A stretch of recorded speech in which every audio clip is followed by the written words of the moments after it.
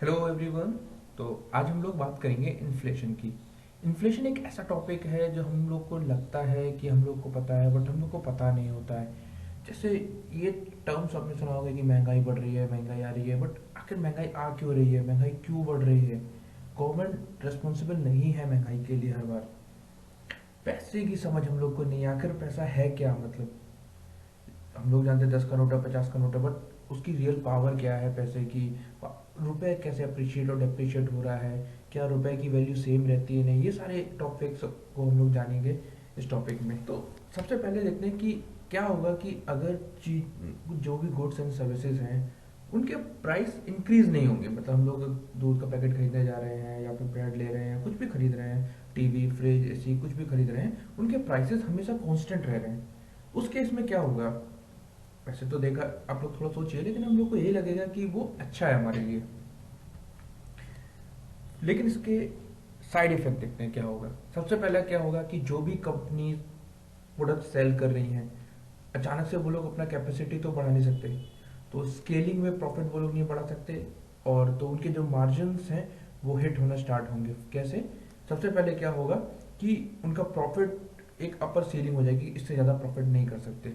जब प्रॉफिट नहीं कर सकते तो क्या होगा कि तो आपकी इनकम भी इंक्रीज नहीं करेगी, क्योंकि कंपनी फिर वेजेस को नहीं बढ़ाएगी किसी भी कीमत पे। तो उससे क्या हुआ? बट एज ए इंडिविजुअल जैसे जैसे हम लोग ग्रो करते हैं हमारे एक्सपेंसेस बढ़ते हैं, हमारी फैमिली होती है, हम लोग जैसे फैमिली नीड्स ग्रो करती हैं, एक्सपेंसेस बढ़ते हैं। अब सिंस हमारी इनकम बढ़ नहीं रही है, हमारे एक्सपेंसेस बढ़ रहे हैं, तो हम लोग क्या करेंगे? अननेसेसरी एक्सपेंसेस जो हैं, जो लग्जरी आइटम्स होते हैं, एसी हो गया या फिर कोई और भी लग्जरी आइटम्स हो गया, फर्नीचर वगैरह में जो भी आपको लग्जरी लगता है, उसको कट करेंगे कि नहीं, इसको नहीं खरीदते, इसको नहीं खरीदते। इससे क्या होगा कि बहुत सारी कंपनीज का प्रॉफिट गिरने लगेगा, क्योंकि उनके सेल्स गिरने लगी है। तो अगर आप उस कंपनी में काम कर रहे हैं जो लग्जरी प्रोडक्ट बनाती है, तो उसमें ज़्यादा प्रॉब्लम आएगी, क्योंकि हमारी सेल डिक्रीज हो रही है। और लेकिन बाकी कंपनीज में भी क्या होगा कि उन पे भी धीरे धीरे इफेक्ट आने लगेगा। तो जैसे ही हमारी इनकम डिक्रीज हुई, हमने दोबारा कट डाउन किया एक्सपेंसेस, तो ऐसे करके सारी कंपनीज की धीरे धीरे धीरे धीरे सेल्स को डिक्रीज करता चला जाएगा। अल्टीमेटली टैक्स, गवर्नमेंट का जो टैक्स कलेक्शन है वो भी बिल्कुल नीचे हो जाएगा, और गवर्नमेंट के पास ही पावर्स नहीं रहेंगी, और हम लोग टोटल इकोनॉमिक कोलैप्स में हो आ जाएंगे। ऐसा कई कंट्रीज में देखा गया है, ऐसा होता है। तो उस टाइम पे फिर क्या करना पड़ता है? गवर्नमेंट क्या करती है? सिवियर टैक्स लगाती है। जैसे टैक्स लगाती है, गवर्नमेंट महंगाई बढ़ाती है, और ये जो पूरी साइकिल होती है इसको रोकती है, और फिर हमारी इकोनॉमी रिवाइव होती है। अब अगर, ठीक है, ये तो हो गया कि अगर चीज़ों के प्राइसेस फिक्स रहते हैं, हम मानते हैं कि चीज़ों के प्राइसेस हमेशा बढ़ते रहने चाहिए। आज दूध 10 रुपए का है, कल 11, परसों 12, 13, ऐसे करके बढ़ते रहना चाहिए। तो इससे क्या हुआ? ये तो फायदा है, क्योंकि कंपनीज का प्रॉफिट होगा, जैसे हमने पिछले उसमें देखा, केस में। बट इस केस में क्या होगा कि ठीक है, कंपनीज के जो भी प्रोडक्ट बना रही है, सपोज कोई भी कंपनी अगर फ्रिज बनाती है तो उसका फ्रिज की रेट बढ़ जाएगा, बट उसका इनपुट कॉस्ट भी बढ़ता जाएगा, जो उसमें मेटल यूज होगा, जो उसमें बॉडी यूज होगी, जो गैस यूज होगी, सबके कॉस्ट बढ़ते चले जाएंगे। तो इसमें क्या होगा, धीरे फिर हम लोग का सैलरी हाइक फिर नहीं हो पाएगा, क्योंकि इनपुट कॉस्ट बढ़ गई, आउटपुट कॉस्ट बढ़ रही है। अगर सेम रेशो में मान लेते हैं बढ़ रही है, ऐसा नहीं होता है, सैलरी ज़्यादा डिक्रीज करेगी। तो फिर क्या है कि हमारी सैलरी बढ़ नहीं पाएगी, बट हमारे एक्सपेंसेस बढ़ेंगे, क्योंकि चीज़ों के प्राइसेस बढ़ रहे हैं। तो फिर प्रॉब्लम क्या आएगी? एक पॉइंट के बाद ऐसा पॉइंट आ जाएगा कि हम लोग को अपने एक्सपेंसेस कट डाउन करने पड़ेंगे, सेविंग्स खत्म हो जाएंगी। फिर क्या होगा कि हम लोग लग्जरी आइटम्स खरीदना बंद कर देंगे, और सेम साइकिल रिपीट हो जाएगी। थर्ड, ये इंटरेस्टिंग केस है, इसको मैं एक्सप्लेन नहीं करूंगा, इसमें आप लोग खुद सोचेगा कि क्या होगा अगर चीज़ों के रेट कम होते चले जाएंगे। कल को दूध 20 रुपए लीटर है, कल को 19 हो जाएगा, उसके 18, 17, ऐसा होता रहेगा। उस केस में क्या होगा? क्या वो इकोनॉमी के लिए अच्छा है या नहीं? खुद से सोचिएगा, उसके बाद आप लोग इस वीडियो देखिएगा। तो हम लोग को एक चीज समझ में आ गई कि कोई भी जो साइकिल होती है, जब उसके रेट बढ़ते हैं, तो उसको कोई भी गुड्स है, सर्विसेज है, उसके रेट अगर बढ़ रहे हैं, तो हम उसको बोलते हैं इन्फ्लेशन। बट अगर गुड्स एंड सर्विसेज के रेट घट रहे हैं ओवर द टाइम, तो उसको बोलते हैं डिफ्लेशन। तो एक परफेक्ट इकोनॉमी क्या होती है? उसमें हम लोग को स्लाइट इन्फ्लेशन चाहिए होता है। ये कैसे इवॉल्व हुआ, स्लाइड इन्फ्लेशन हमें क्यों चाहिए, इसकी पूरी हिस्ट्री हम लोग अभी आगे डिस्कस करेंगे। तो एक चीज समझ में है कि इन्फ्लेशन एक ऐसा मॉन्स्टर है जिसकी हमें जरूरत है। महंगाई सरकार की प्रॉब्लम्स की वजह से नहीं बढ़ रही है, ये एक इकोनॉमिकली नीड है हमारी। लेकिन इसको बहुत ज़्यादा भी नहीं बढ़ने देना है, क्योंकि हमने उसके भी साइड इफेक्ट्स देखे हुए हैं। इसीलिए इन्फ्लेशन को हमें कंट्रोल करना चाहिए। इस वीडियो में हम लोग आगे क्या क्या देखने वाले हैं उसका एक ब्रीफ इंटरव्यू ले लेते हैं। The origin of central bank कहाँ से आए, गोल्ड स्टैंडर्ड्स क्या था, गोल्ड को हम एज ए करेंसी क्यों स्टॉप कर दिए यूज करना, न्यू ईयर सिस्टम क्या है, Inception of RBI, monetary policy और इन्फ्लेशन को हम अपने एडवांटेज में कैसे यूज करेंगे इसको। तो सबसे पहले पढ़ते हैं करेंसी इवोल्यूशन। एक्चुअली जो हमारे पास पैसा है वो कैसे इवॉल्व हुआ। इसके लिए हम लोग ब्रिटेन की करेंसी इवोल्यूशन को स्टार्ट पढ़ेंगे, क्योंकि ब्रिटेन एकमात्र कंट्री है जो पिछले 9 सेंचुरी में वो इवॉल्व किए हैं। पिछले 9,000 ईयर्स में उनकी सारे डॉक्यूमेंट सब कुछ रेडी है। एंड अगर 1600 से 2000 जो एक 1600 टू 1900 और 2000 लास्ट एरा में अगर ब्रिटेन इतना ज़्यादा प्रॉस्पर हुआ तो उसका रीज़न था बैंक्स। बैंक जो होती है वो एक रियल पावरफुल वेपन है किसी भी कंट्री में। कोई कंट्री कितना अच्छा है, कितना अच्छे से ग्रो कर रहा है, ये हमें पता चलता है उसकी बैंक्स की कंडीशन देख के। वहां पे कितनी बैंक है, कितनी पावरफुल, उनके एसेट्स कितना है। आज के टाइम में चाइना अगर ग्रो कर रहा है तो आप चाइना की बैंक्स के अगर मार्केट कैपिटलाइजेशन देखेंगे बहुत ज़्यादा है। वो लोग लोन दे सकते हैं, इसीलिए चाइना अपने इतने बड़े बड़े प्रोजेक्ट ला रहा है, हर कंट्रीज में इन्वेस्ट कर पाता है, क्योंकि उन लोग के पास लोन देने के लिए बैंक्स हैं। तो किसी भी कंट्री का अगर किसी भी कंट्री को प्रॉस्परस होना है तो बैंक्स को स्ट्रांग होना बहुत जरूरी है। तो बैंक्स किसमें डील करती है, करेंसी में। तो पहले हम लोग ब्रिटेन का करेंसी इवोल्यूशन समझते हैं। ब्रिटेन की करेंसी को पाउंड बोलते हैं। ये 1880 में स्टार्ट हुआ था। फर्स्ट टाइम उस टाइम पे क्या हुआ था कि 349.9 ग्राम सिल्वर को हम लोग ने बोला एक पाउंड है। 800 एडी में इसको हम लोग ने डिक्लेयर किया, हम लोग मतलब ब्रिटेन वालों ने उसको वहां पे डिक्लेयर किया। इंडिया में भी ये सिस्टम चलता था। अगर आप इंडिया की हिस्ट्री में भी जाएंगे तो पहले गोल्ड कॉइन हमारे जितने भी किंग्स थे वो सब यूज किया करते थे। हर एक का अपना अपना स्टैंडर्ड था कि हर डिफरेंट डिफरेंट हम लोग को आज भी गोल्ड कॉइन्स मिलते हैं प्रीवियस किंग्स के। इनफैक्ट हम लोग ये लोग तो एडी में स्टार्ट किए हैं, हम लोग तो बीसी में ही स्टार्ट किया करते थे। वहां पे जब सिल्वर चल रहा था उस टाइम पे, इसीलिए इंडिया का वो गोल्डन एज कहलाता है 600 बीसी से पहले का टाइम, क्योंकि उस टाइम पे हम लोग गोल्ड कॉइन यूज कर रहे थे पहले से ही। तो गोल्ड में प्रॉब्लम क्या आई, गोल्ड में प्रॉब्लम ये आई कि उसको इतने छोटे छोटे पार्ट्स में तोड़ना मुश्किल था। बार्टर सिस्टम फेल हो चुका था। तो लोगों को एक कॉमन कमोडिटी की, एक कॉमन करेंसी की नीड हुई कि अगर मैं गेहूं उगा रहा हूँ, कोई चावल उगा रहा है, कोई दूध उगा रहा है, तो हम लोग को अगर ट्रेड करना है तो सबकी वैल्यू सेम नहीं है, ये चीज पता चल गई थी। तो उसके लिए फिर हम लोग को जरूरत पड़ी एक ऐसी चीज की जिसको सब लोग माने कि हाँ, तो फिर all over the world gold evolve हुआ as a currency. But problem क्या आने लगी कि अब मुझे अगर बहुत छोटा पार्ट गोल्ड का देना है तो मैं उसको बार बार काट के पीस कैसे कर नहीं सकता था। तो गोल्ड में प्रॉब्लम ये आ गई, इसलिए गोल्ड को हम फिजिकल डीलिंग कर नहीं पा रहे थे। बट गोल्ड को एज ए स्टैंडर्ड मान के हम लोग आगे बढ़े थे।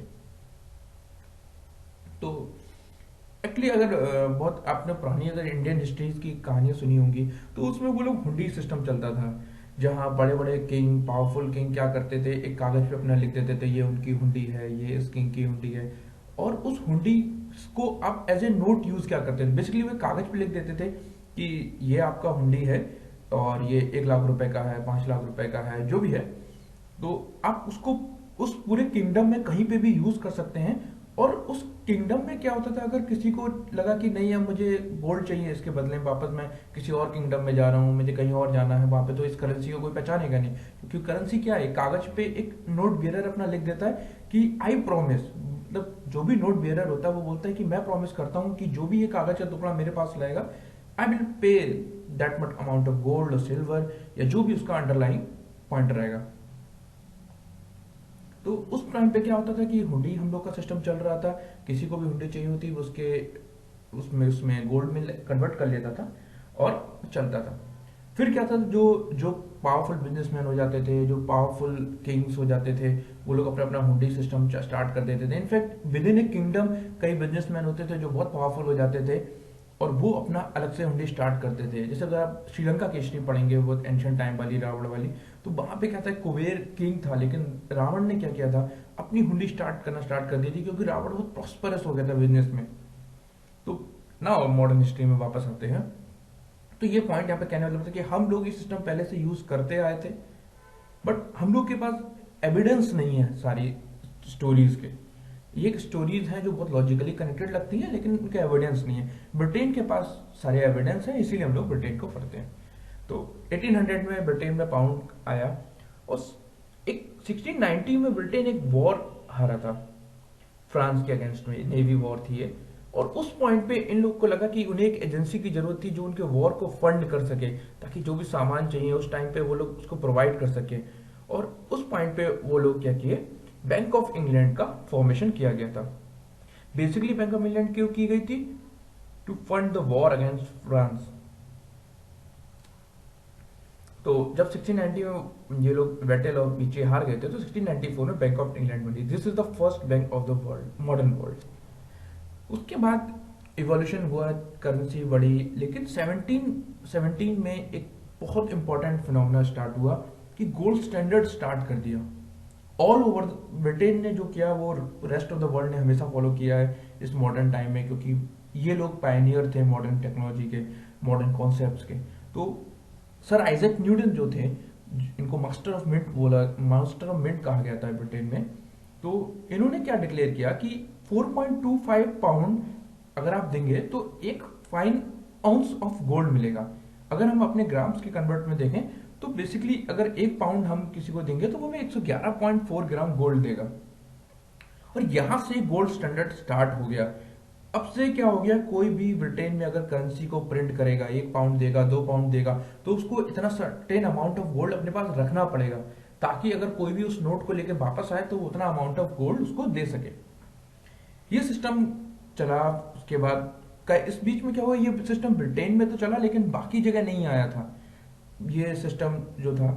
और सिंस अब क्या हुआ कि बैंक ऑफ इंग्लैंड धीरे धीरे ग्रो करने लग गई, तो जो छोटे छोटे बैंक थे जो अपने अपने नोट्स प्रिंट कर दे रहे थे, तो बैंक ऑफ इंग्लैंड ने क्या कहा कि अगर आप लोग अपना बिजनेस हमारे अंडर में नहीं लाते हो तो फिर हम क्या करेंगे। जैसे कोई छोटा बिजनेसमैन है, उसने भी अपनी एक करेंसी स्टार्ट कर दी और उसने कहा कि हम इसके कन्वर्ट में आपको गोल्ड देंगे। अब क्योंकि कोई भी बैंक क्या काम करती है कि वो गोल्ड रखती है अपने पास, नोट प्रिंट करती है, लेकिन वो हमेशा नोट ज्यादा प्रिंट करती है। जैसे मॉडर्न टाइम में 10 टाइम्स 25 टाइम्स अगर आप किसी बैंक में 100 रुपए देंगे तो वो उसको 1000 रुपए तक का भी लोन दे सकती है किसी लोग को। तो जब तक सब लोग, अगर किसी भी बैंक में आज के टाइम में भी सारे लोग अपना पैसा वापस लेने आ गए तो हर बैंक कोलैप्स कर जाएगा। तो फिर बैंक ऑफ इंग्लैंड ने क्या करा, थ्रेटन करना स्टार्ट कर दिया छोटे छोटे बैंकों कि हम आपने जितने भी अपने कागज के नोट स्टार्ट किए हैं हम सबको खरीद लेंगे और आपके पास एक साथ आ जाएंगे कि मुझे गोल्ड दो, और आप गोल्ड दे नहीं पाएंगे। तो जब इन्होंने थ्रेटन करना स्टार्ट किया तो फिर बाकी बैंक इंग्लैंड ने क्या करा, उसकी सेंट्रल बैंक की मोनोपोली को मान लिया। तो फिर धीरे धीरे जो बैंक ऑफ इंग्लैंड है उसने क्या करा, सेंट्रल बैंक का रोल अटेंड कर लिया। तो इससे क्या कहा, यूनिफॉर्मिटी आ गई थी पूरे यूनाइटेड किंगडम में कि यहाँ एक करेंसी चल रही थी और एक सेंट्रल बैंक थी, बैंक ऑफ इंग्लैंड, जो ये इंश्योर कर रही थी कि जो छोटे छोटे बैंक्स हैं वो कोलैप्स ना करें। अगर आप इसी टाइम पे यूएस की बात करेंगे तो यूएस में क्या हो रहा था कि ये सिस्टम नहीं आया था, सेंट्रल बैंक का सिस्टम। तो यूएस में क्या हो रहा था, ओवर द टाइम बैंक्स बन रही थी और बैंक्स बन रही थी, नोट छप रहे थे। फिर अचानक से अगर कोई र्यूमर हो गया कि ये बैंक, इसके पास ये बिजनेसमैन बेकार हो गया है, इसका कुछ भी कोई र्यूमर उठ गया उस बैंक के बारे में करा, तो लोग एकदम से वो कागज के नोट वापस करने लग जाते थे और कहते थे हमारा गोल्ड वापस करो। और बैंक्स बनती गई, टूटती गई, ऐसा चलता रहा ओवर द टाइम। यूएस में सिविल वॉर हुआ, बहुत कुछ हुआ। तो यूएस इसी टाइम पे इतना डेवलप नहीं कर पाया था। उसका बहुत बड़ा रीजन है कि यूएस में बैंक्स डेवलप नहीं हो पाए थे। फिर क्या आया, सबसे अगर इकोनॉमिक कोलैप्स जिसको बोलते हैं, 1929 का ग्रेट डिप्रेशन। बट ये सबसे इंपॉर्टेंट पॉइंट भी था क्योंकि इसने रीडिफाइन किए सारे कॉन्सेप्ट, और आज जिन मॉडर्न कॉन्सेप्ट्स को हम यूज करते हैं इकोनॉमी में, ये सारे कॉन्सेप्ट आए हमारे 1929 के ग्रेट डिप्रेशन के बाद। क्या हुआ, वर्ल्ड की जो जीडीपी थी वो 15% से डिक्रीज कर गई। ये फिगर आपको शायद 15% से इतना क्लियर नहीं हो कि वर्ल्ड की जीडीपी कितनी डिक्रीज करी। जो हमने मॉडर्न टाइम में क्राइसिस देखा है, क्राइसिस ऑफ 2008, उसमें जो जीडीपी डिक्रीज की थी वो केवल 1% की थी। वर्ल्ड जीडीपी केवल 1% डिक्रीज की थी। तो सोचो कितना सिवियर रहा होगा 1929 का ग्रेट डिप्रेशन। और इस पॉइंट पे जो बैंक ऑफ इंग्लैंड बनी थी 1694 में, यूएस को लगा कि नहीं, अब इकोनॉमी इसको अच्छा करना है। इससे पहले यूएस का जो फेडरल रिजर्व था वो बन चुका था और कुछ साल पहले ही सेंट्रल बैंक बनी थी। लेकिन सेंट्रल बैंक इतनी स्ट्रांग नहीं थी, वो मनी को रेगुलेट नहीं करती थी, ये सारा काम नहीं करती थी, क्योंकि वो बहुत न्यूली फॉर्म हुई थी, 1913 में बनी थी और लोगों का इतना ट्रस्ट अभी आया नहीं था अपनी सेंट्रल बैंक्स पे। बट इस ग्रेट डिप्रेशन के बाद जो सेंट्रल बैंक्स ने इकोनॉमी को संभाला, उसके बाद लोगों का ट्रस्ट बढ़ गया इकोनॉमिक सिस्टम में, और फिर जो आज हमको मॉडर्न सिस्टम है वो हमको देखने को लगता है। तो सबसे पहला काम इन्होंने क्या किया 1929 के बाद, क्या हुआ कि इकोनॉमी जब जीडीपी इतना ज़्यादा गिर गया और लोग जो भी अपना सेविंग्स था उसको बचा रहे थे, तो इकोनॉमिक्स एक्टिविटीज़ बंद हो रही थी, अनएम्प्लॉयमेंट बढ़ रहा था, यूएस में भुखमरी आ गई थी बेसिकली। उस टाइम पे हम लोग ने, फिर यूएस ने क्या किया, सबसे पहले गोल्ड, यूके ने सबसे पहले किया एक्चुअली इसको, गोल्ड स्टैंडर्ड को डिसकंटिन्यूड किया था 1931 में। जैसे ही यूके ने गोल्ड स्टैंडर्ड को 1931 में डिक्रीज किया, इसका मतलब क्या है कि अब कोई भी यूके जितना चाहे उतना पाउंड छाप सकती थी। उन लोग को ये कहने की जरूरत नहीं थी कि हम इसके अगेंस्ट में सोना रखेंगे। नो डाउट वो आज भी सोना रखते हैं, सारी बैंक आज के टाइम में सोना रखती हैं। आप लोगों ने सुना होगा न्यूज में कि इंडिया का फॉरेक्स रिजर्व इतना हाई जा चुका है, हम लोग के पास इतना गोल्ड है, ये है, वो रखते हैं। लेकिन आज के टाइम में हम लोग अपना 100 का नोट जाके आरबीआई के पास ले जाके ये नहीं बोल सकते कि लाओ हमें इतना सोना दो। ये डिसकंटिन्यूड हो गया। लेकिन अब क्योंकि आरबीआई की नोट की क्रेडिबिलिटी रहे, इसलिए वो लोग क्या करते हैं कि अपने पास एक बहुत ज्यादा जो रिजर्व है सरप्लस, उसको एक्यूमुलेट करते हैं, ताकि उनके नोट ये कोई नहीं मान ले कि हाँ कल को आरबीआई बंद हो जाएगा, ये ना मान ले, इसलिए ये लोग करते हैं। तो गोल्ड स्टैंडर्ड को डिसकंटिन्यूड करने से क्या हो गया कि अब सेंट्रल बैंक चाहे जितना चाहे उतना पैसा छाप सकते हैं। एक्चुअली अगर क्रिप्टो करेंसी और बिटकॉइन वगैरह के आपने जाना होगा, बेसिकली जो क्रिप्टो करेंसी है, नॉर्मल करेंसी, वो इसी पॉइंट पे डिफर करती हैं। क्रिप्टो करेंसी क्या बोलता है कि जो अब जो हमारा कागज का टुकड़ा है, जिसको हम नोट बोलते हैं, डॉलर, पाउंड, रुपए, कुछ भी बोलते हैं, वो किसी का बैकिंग नहीं है, उसके पीछे एक आदमी की बैकिंग है, यानी एक गवर्नमेंट की बैकिंग है बस। तो कोई कितना भी छाप सकता है, तो इसकी वैल्यू का कोई रियल यूजेस नहीं है, ये क्रिप्टो करेंसी वाले मानते हैं। लेकिन अगेन उस नोट पे, कागज के टुकड़े पे एक चीज लिखी होती कि एटलीस्ट सेंट्रल बैंक जो भी है, इंडिया का नोट है, तो आरबीआई बोलती है कि हाँ पैसा लेके आओगे तो मैं देता हूं कि इतना वैल्यू का मैं आपको 100 रुपए दूंगा। बट क्रिप्टो करेंसी में यही प्रॉब्लम है कि कोई बैकिंग एजेंसी नहीं है। बट अगेन उसका ये एडवांटेज भी है कि कोई इसको रेगुलेट नहीं कर रहा है। क्रिप्टो करेंसी लिमिटेड है, ऐसा नहीं है कि कोई जितना चाहे उतना माइनिंग कर सकता है, कि कल को मन किया इकोनॉमी शटडाउन आया हुआ है या कोई गवर्नमेंट आई है, उसको ग्रोथ अभी बढ़ाना है कंट्री की, तो वो क्या करेगा कि अपना अपना ये नोट छापना स्टार्ट कर देगा। सपोज जैसे भी कोरोना वायरस आया था और वर्ल्ड वाइड इकोनॉमिक शटडाउन हो गए थे, सारी एक्टिविटीज बंद हो गई थी। अब पूरी कंट्री, पूरी वर्ल्ड को क्या करना था, इकोनॉमिक रीस्टार्ट करना था। जो इकोनॉमिक फोरम का इनिशिएटिव था ग्रेट रीसेट, तो सब वर्ल्ड को ये पूरा करना था। तो सबने, सारी सेंट्रल बैंक्स ने क्या किया ऑल ओवर द वर्ल्ड, और पैसा छापना स्टार्ट कर दिया। क्योंकि अब ये इसलिए कर पा रहे थे क्योंकि अब गोल्ड स्टैंडर्ड डिसकंटिन्यूड हो गया था 1931 में।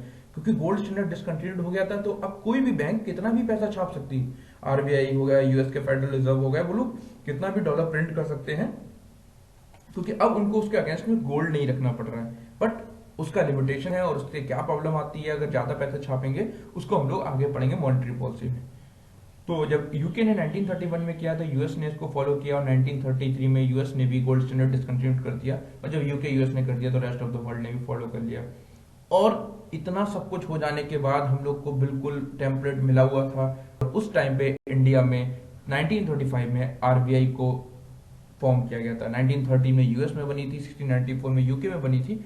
और जब ये पूरा एक ग्रेट डिप्रेशन और इकोनॉमिक कॉन्सेप्ट लोगों की जब क्लियर हुए, यहाँ सेंट्रल बैंक्स का रोल जरूरी है जब इकोनॉमिक शटडाउन आएगा उस टाइम पे, तो इसलिए इंडिया में आरबीआई का फॉर्मेशन। हम लोग आ गए इस पॉइंट पे कि हाँ सेंट्रल बैंकिंग की जरूरत है। वो ये डिसाइड करता है कि हमारा कितना इकोनॉमी में नोट्स होने चाहिए, कितने नहीं होने चाहिए, और कैसे कैसे कैसे करके बैंक्स को डेवलप करना है। और हम लोग ने ओवर द टाइम ये भी देखा कैसे बैंक एक बहुत मेजर रोल प्ले करती है किसी भी कंट्री के डेवलपमेंट में। ये हमने यूके के डेवलपमेंट में। अब आता है इन्फ्लेशन। ठीक है, नोट कम ज्यादा होते रहेंगे, उससे इन्फ्लेशन कैसे एडजस्ट होगा वो हम बाद में देखेंगे। बट महंगाई बढ़ रही है दिन पे दिन, ये तो हम लोग सुनते हैं, बट महंगाई बढ़ कैसे रही है, मतलब मीजर कैसे कर रहा है, कौन बोल रहा है कि महंगाई 10% हो गई, 15% हो गई, तो मीजर कैसे की जा रही है। तो इसके लिए क्या है कि सपोज एक बास्केट बना लेते हैं, हम एक अपनी बास्केट बना लेते हैं। सपोज मैं अपना, मेरा ये खर्चा है दिन का कि मुझे 2 अंडे चाहिए, 1 लीटर मिल्क चाहिए, जो भी चाहिए मेरा, ये एक दिन का मेरा खर्चा हो गया।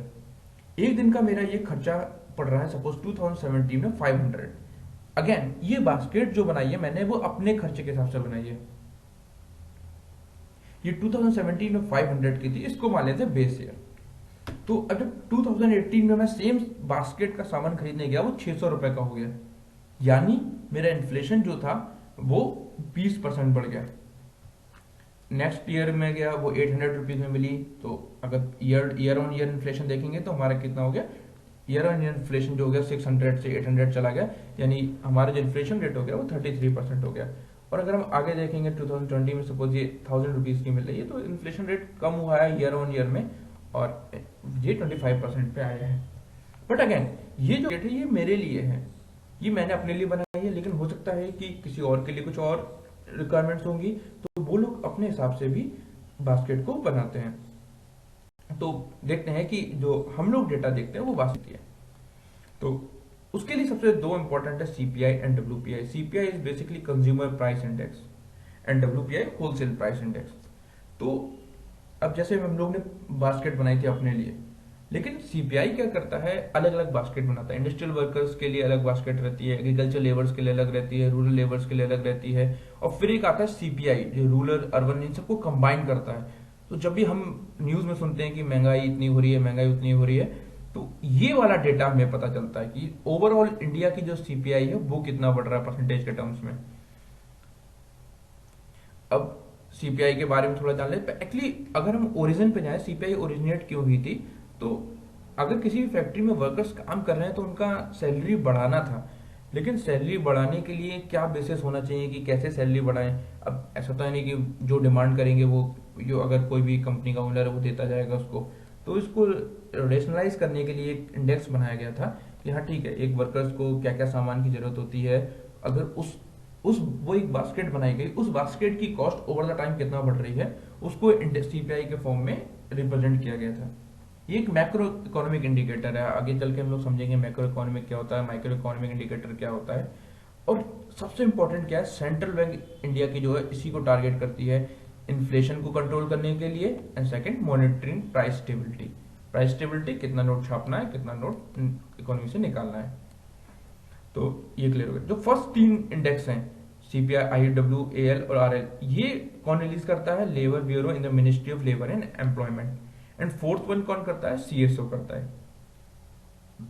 सबसे इंपॉर्टेंट सीपीआई और डब्ल्यूपीआई में जो डिफरेंस हम लोग को आगे समझ में आएगा। तो सीपीआई में क्या होता है, सर्विसेज को भी अकाउंट में लिया जाता है। सपोज अगर मैं कोई ट्यूशन पढ़ा रहा हूँ, मैं कोई मेडिकल सर्विसेज दे रहा हूँ, तो अगर मैं कल को कोई डॉक्टर था जो 200 रुपए चार्ज लेता था, 300 रुपए, तो सीपीआई में उसको भी काउंट किया जाता है, जबकि डब्ल्यूपीआई में उसको काउंट नहीं किया जाता है।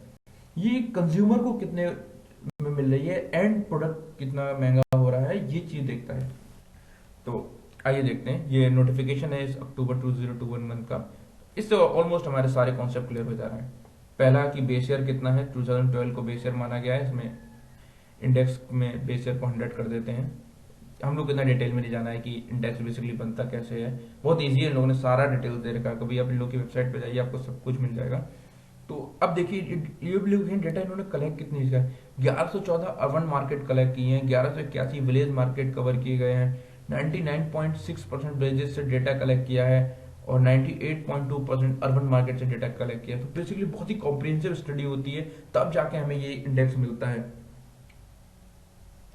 तो अभी हम देखें तो सीपीआई जो जनरल है, ऑल इंडिया जो सीपीआई होता है, वो हमारा कंबाइंड है, जो रूरल और अर्बन को मिला के वो 4.48 पे है। अगर हम ईयर ऑन ईयर देखेंगे, यानी अक्टूबर 2021 ये है, अक्टूबर 20 में देखेंगे, उस टाइम पे महंगाई जो थी 7.61 है। तो यहां से हम लोग को हो सकता है एक इंडिकेशन लगे कि महंगाई दर कम हो रही है। बट अगर हम इसमें देखेंगे मंथ टू मंथ, सितंबर में जो था वो 4.35 था, जो बढ़ के 4.48 हुआ है। यानी अभी जो मंथ टू मंथ में उसमें इन्फ्लेशन बढ़ रहा है। आगे हम लोग समझेंगे कि ओवरऑल सिनेरियो क्या है। तो स्टेट वाइज भी ये लोग इंडेक्स देते हैं कि कौन से स्टेट में महंगाई बढ़ रही है। तो हम लोग को अगर केवल लास्ट वाले टेबल पे देखें इन्फ्लेशन रेट, तो सबसे ज्यादा महंगाई कहाँ पे बढ़ रही है, तो हम लोग देखें 6.97 जम्मू एंड कश्मीर पे। अगर आप देखें जितने अनस्टेबल स्टेट्स हैं वहां पे ज्यादा होगी, या जहाँ पे इकोनॉमी इतना ग्रो नहीं कर पा रही है, कुछ प्रॉब्लम्स हैं, जैसे आपका ये हो गया हिमाचल प्रदेश, यहाँ पे इकोनॉमी इतना अच्छे से नहीं प्रॉस्पर कर रही है, महंगाई ज़्यादा है। तो और हाँ, सबसे इंपॉर्टेंट चीज, आरबीआई जो टारगेट करता है इन्फ्लेशन को, वो करता है 2 से लेकर 6 तक, यानी जो बेस मानता है आरबीआई, बोलता है इन्फ्लेशन जो होना चाहिए वो 4% होना चाहिए और ±2% का मार्जिन है। तो सीपीआई के टर्म्स में तो अभी हम लोग का इंडेक्स सही चल रहा है। कुछ ही स्टेट्स हैं जहाँ महंगा है, छत्तीसगढ़ हो गया, जम्मू एंड कश्मीर हो गया। अगर हम सीपीआई का ट्रेंड देखेंगे, पिछले लास्ट 5 ईयर्स का ट्रेंड, तो क्लियरली हम लोग अभी अपर साइड में है, बट लेकिन इतना क्लियरली पिक्चर नहीं हो रही है। अभी मैं आपको डब्ल्यूपीआई बताऊंगा तो आपको लगेगा क्यों इन्फ्लेशन आगे बढ़ने वाला है, क्यों ये एक बहुत वरिंग ट्रेंड है। अगर हम सीपीआई का 10 ईयर्स देखेंगे तो आप देखेंगे महंगाई काफी कम है। जो 2014 में महंगाई का इतना बड़ा इशू बना था, इनफैक्ट पूरे गवर्नमेंट चेंज हो गई थी, यूपी गवर्नमेंट के लिए सबसे इंपॉर्टेंट जो टॉपिक था वो था महंगाई। क्यों? क्योंकि सीपीआई 12% पे चल रहा था उस टाइम पे। फिर गवर्नमेंट आई, क्रूड कम हुआ, सब कुछ कम हुआ और हमारा जो सीपीआई था वो कंट्रोल में आया था। लेकिन अगर आप देखेंगे कि 18-19 के लेवल से हमारा महंगाई रेट बढ़ रहा है। तो इसको देखते हैं कैसा ये सबसे ज्यादा वरिंग जो हमारे लिए इकोनॉमिक का स्टेज था, जो हमारी जो बीजेपी गवर्नमेंट के साथ क्रिटिसाइज हो रहा था, वो ये फेज था। इस फेज में हमारा जीडीपी डिक्रीज कर रहा था और इन्फ्लेशन बढ़ रहा था, और इसको बोलते हैं स्टैगफ्लेशन। ये सबसे ज्यादा खराब स्टेज होती है किसी भी इकोनॉमी में, क्योंकि ग्रोथ हमारी कम हो रही है और महंगाई बढ़ रही है। इसको कैसे आरबीआई कंट्रोल करती है वो हम लोग देखेंगे। तो अभी अगर लेटेस्ट हम देखेंगे कि CPI all over the world क्या चल रहा है, तो ऑल ओवर द वर्ल्ड जो है, कनाडा में 4.655 है, ये जो मेजर इकोनॉमीज हैं सबका। वरिंग ट्रेंड हमें कहाँ से आ रहा है? यूएस में 6.222, जबकि जैसे हमारे यहाँ इंडिया में क्या है कि 2 से लेकर 6 तक के बीच में होना चाहिए सीपीआई। तो यूएस में ऐसा नहीं है कि 0 से लेकर 6 होना। यूएस में क्या है, 2 ±2, यानी 0 से लेकर 4 तक चलाते हैं यूएस वाले। यूएस में वो एक्सेप्टेबल लिमिट है। तो वहां पे महंगाई बहुत ज्यादा बढ़ रही है। किसी भी अगर एक इतनी बड़ी वर्ल्ड लार्जेस्ट इकोनॉमी है यूनाइटेड स्टेट्स, अगर वहां पे महंगाई बढ़ेगी, वहां पे इकोनॉमिक प्रॉब्लम्स आएंगी, तो वो पूरे वर्ल्ड में फैलना है। अगर सबसे ज्यादा प्रॉब्लम इंडिया के लिए क्या हो रहा है कि वर्ल्ड एनर्जी इन्फ्लेशन अगर हम देखेंगे, वो कितना ज्यादा तेजी से ग्रो कर रहा है। आप लोगों से क्वेश्चन है यहाँ पे, कमेंट बॉक्स में लिखिएगा, ओईसीडी क्या होता है, जहां से मैंने ये डेटा लिया है। ये एक ऑर्गेनाइजेशन है, इसका मतलब आपको फुल फॉर्म बताना है, कहाँ से कहाँ पे है, हेडक्वार्टर कहाँ है, कब बनी थी, इसका काम क्या है। सो अब देखिए, एनर्जी इन्फ्लेशन है वो कनाडा में 25%, यूएस 29%। अब ये यूएस तो फिर भी ठीक है, क्योंकि यूएस में एनर्जी डेफिशिएंट नहीं है। हम अपनी एनर्जी का 70% इंपोर्ट करते हैं, 85% क्रूड इंपोर्ट करते हैं, हम कोल इंपोर्ट करते हैं। अगर एनर्जी के प्राइसेस इतने ज्यादा बढ़ेंगे तो उसका इम्पैक्ट आगे आना ही आना है। तो जो इन्फ्लेशन इज कमिंग, जो इस सीरीज का टाइटल है, उसका मेन रीजन क्या है कि अगर एनर्जी की वैल्यू, एनर्जी कॉस्ट बहुत ज्यादा बढ़ती चली जाएगी, तो फिर उसका effect all over the places देखा जाएगा। जो भी ऑफिस होंगे उनका इलेक्ट्रिसिटी बिल बढ़ेगा, जितनी इंडस्ट्रीज हैं उनका इलेक्ट्रिसिटी बिल बढ़ेगा, तो ओवरऑल महंगाई बढ़। अब आते हैं डब्ल्यूपीआई। पहला है कि डब्ल्यूपीआई कौन रिलीज करता है, ये ministry of commerce and industry release करती है, ये हम देख लेंगे। बट डब्ल्यूपीआई में क्या है, सर्विसेज को इंक्लूड नहीं किया जाता है। डब्ल्यूटीआई का सबसे इंपॉर्टेंट पार्ट क्या है कि डब्ल्यूपीआई किसी इन्फ्लेशन को बहुत पहले ट्रैक कर लेता है। सीपीआई में जो इन्फ्लेशन है वो बाद में दिखाई देगा, क्योंकि वो कंज्यूमर एंड पे होता है। सपोज जैसे भी हम लोगों ने देखा, एनर्जी के प्राइसेस बढ़ रहे हैं बहुत तेजी से, बट क्या एनर्जी के प्राइसेस तेजी से बढ़ रहे हैं या फिर क्रूड बहुत तेजी से बढ़ रहा है, उसका इफेक्ट आज एंड प्रोडक्ट पे आज आ जाएगा? नहीं, बिल्कुल नहीं। अगर आज क्रूड अचानक से आज 20% क्रूड बढ़ जाता है और $80 के आसपास चल रहा है, 85 के आसपास, तो वो मान लो 150 चला जाता है अचानक से कल से क्रूड, किसी भी रीजन से, कोई भी अरब कंट्रीज में कुछ प्रॉब्लम्स होती हैं, जो भी होता है, तो क्या कल एशियन पेंट्स जो जिसका रॉ मटेरियल है क्रूड, वो अपने पेंट के रेट एकदम से दुगने कर देगा? नहीं कर सकता वो। इसीलिए जो डब्ल्यूपीआई में है वो हम लोग को महंगाई पहले पता चल जाती है, सीपीआई में बाद में पता चलती है। इसलिए डब्ल्यूपीआई को ज्यादा ट्रैक किया जाता है। और ये बल्क प्रोडक्ट देखती है इसमें कि इंडस्ट्री लेवल पे क्या हो रहा है। अगेन बेस ईयर इसका जो है वो 2004-05 से रिवाइज कर दिया गया है, 11-12-2000। डब्ल्यूपीआई में बेसिकली क्या होता है, प्राइमरी आर्टिकल्स होते हैं, इनका वेटेज 22.6% होता है। प्राइमरी आर्टिकल्स मतलब आप लोग देख सकते हैं खाने पीने का जो भी सामान है, इसकी महंगाई कितनी रेट से चल रही है। ये जो हमारा वेटेज ये ग्रो कर रहा है, ये 5.2% से ग्रो कर रहा है। अगर आप ओवरऑल डब्ल्यूपीआई देखेंगे तो यहाँ पे महंगाई दर हमें बहुत ज्यादा अलार्मिंग दिख रही है। ये 12.54 है और ये बहुत अलार्मिंग है। ये डब्ल्यूपीआई जो ज्यादा है वो कुछ ओवर द टाइम सीपीआई में दिखना स्टार्ट हो जाएगा, तब हम लोग को महसूस होगा कि हाँ महंगाई बढ़ गई है। बट इंडस्ट्री लेवल पे अभी महंगाई बढ़ चुकी है, ये ओवरऑल 12.54% है। तो अगर हम प्राइमरी आर्टिकल्स में देखेंगे जो मतलब बेसिक नीड है एकदम, वो 5.2% से ग्रो कर रहे हैं, ठीक है। फिर जो हमारा सेकंड है फ्यूल एंड पावर, वो देखिए 37.18% से ग्रो कर रहा है वाई ओ वाई बेसिस पे। 37% से अगर महंगाई बढ़ेगी उसके बहुत कैटास्ट्रॉफिक इफेक्ट्स आने वाले हैं। सेकंड फिर मैन्युफैक्चरिंग प्रोडक्ट्स हैं, जितनी भी इंडस्ट्रीज हैं, इसका सबसे ज्यादा वेटेज जाता है डब्ल्यूपीआई में, ये मेरा 12% से ग्रो कर रहा है। बट अगेन अगर मेरा ये जो फ्यूल एंड पावर है ये बढ़ता चला जाएगा तो इसका इफेक्ट मुझे यहाँ पे भी महंगाई में दिखना स्टार्ट हो जाएगा। तो अगर डब्ल्यूपीआई का 1 ईयर का ट्रेंड देखेंगे तो आप लोग देख सकते हैं हम लोग बहुत ज्यादा हायर साइड पे 11-12 पे बहुत महीनों से ट्रेड कर रहे हैं और ये चीज सीपीआई में दिखने लगेगा। अगर हम 10 साल का डब्ल्यूपीआई का ट्रेंड देखेंगे तो देखिए हम लोग 10 साल के ऑलमोस्ट हाईएस्ट हाईएस्ट ट्रेजेक्टरी में है। और हम लोगों ने देखा है जब भी इन्फ्लेशन इतना ज्यादा बढ़ेगा वो धीरे धीरे इकोनॉमी को नुकसान पहुंचाएगा ही पहुंचाएगा। अब नेक्स्ट देखते हैं डब्ल्यूपीआई और सीपीआई। जो मैं आपको बोला था कि डब्ल्यूपीआई में पहले पता चल जाता है महंगाई का, वो मैंने यहाँ पे बिल्कुल डेमोन्स्ट्रेट किया। अगर आप यहाँ पे देखेंगे ध्यान से, डब्ल्यूपीआई में 2015 में ये डिप आया है। ये डिप यहाँ पे आने में मेरा क्या 2017 के आसपास करीब रहा होगा। ये 2017 में ये डिप आया है जो मुझे यहाँ पर डिप दिख गया था। बट अगेन ये डिफ्लेशन का था जो हमें पहले दिख गया था यहाँ पर। अब लेकिन अगर जैसे आप देखें ये पीक है 2000, ये वाली पीक है सपोज 2015 के बाद से 20 के बीच में दो पीक बनी, तो ये पीक यहाँ पे बनने में कितना टाइम लगा, वो बहुत ज्यादा लेट हो जाता है। डब्ल्यूपीआई में मेरी जो पीक है वो पहले बन गई यानी 2016-17 में, जबकि यहाँ पे सीपीआई इसका अपोजिट ट्रेंड दिखा रहा है। लेकिन अगर हम आगे देखेंगे इसको बढ़ना था 2015 के बाद से, क्योंकि डब्ल्यूपीआई मेरा बड़ा है तो सीपीआई ने थोड़ा लेट ट्रेंड फॉलो किया है लेकिन वो बड़ा है। इसलिए मैंने क्या किया है सीपीआई के स्केल को थोड़ा बड़ा इधर राइट साइड में शिफ्ट कर दिया है। यहाँ पे 2015 है तो यानी जो फिनोमेना 2015 या 16 के आसपास हो रहा है वो सीपीआई में 17-18 में दिख रहा है। तो अभी जो मेरे डब्ल्यूपीआई में महंगाई बढ़ रही है जो अलार्मिंग रेट में जा रही है, आप देखेंगे मतलब पिछले 2000 के बाद से ऐसा इन्फ्लेशन नहीं आया डब्ल्यूपीआई में। तो ये जो अलार्मिंग रेट है ये ओवर द टाइम सीपीआई में देखेगा और अगला जो चार्ट देखेगा वो यहाँ पे करीब दिखेगा। अब क्या है रोल ऑफ सेंट्रल बैंक, क्या आएगा कि इन्फ्लेशन को कैसे कर्व करना है, कैसे रोकना है इन्फ्लेशन को, ये हम लोग नेक्स्ट वीडियो में देखेंगे। Thank you, stay tuned and subscribe the channel.